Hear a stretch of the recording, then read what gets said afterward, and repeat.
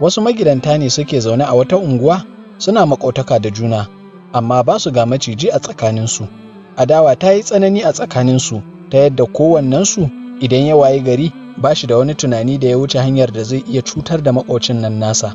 Ana haka wata rana sai matar ɗaya daga cikinsu ta buƙaci niƙar kayan miyarta, amma ba ta samu yaro da za ta aika cikin unguwa ba, sai kawai ta yanke shawarar ta aika gidan maƙotan nan nasu da yake su kuma sana'ar su kenan. Bayan da aka dawo da niƙar tata har kuma ta yi nisa cikin dafa abinci, sai ta fara shakku cikin ranta kasantuwar suna iya sanya mata guba a cikin abincin.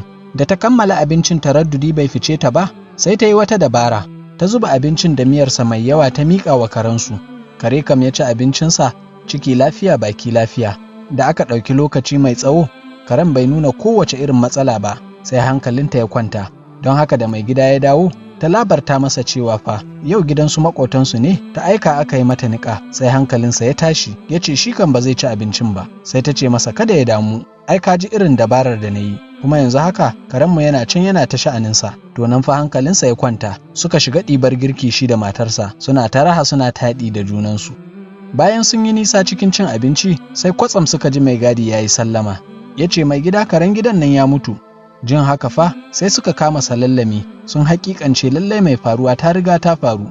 A cikin firgici da razana sai mijinta ya ce mata, don Allah ki yafe ni, wallahi na daɗe ina cin amanarki. Kin ga mai aikin nan tamu?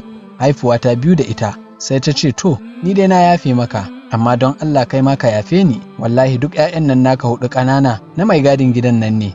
Bata gama rufe bakinta ba, sai ga mai gadi ya sake shigowa ya ce, ranka ya daɗe, direban da ya buge karen ya ce ka fito domin ku yi magana. Darussa: magana zarar bunu ce, in ta fita ba ta dawowa. Mai kaza a aljihu baya jimirin as. Marar gaskiya ko cikin ruwa sai ya yi jibi.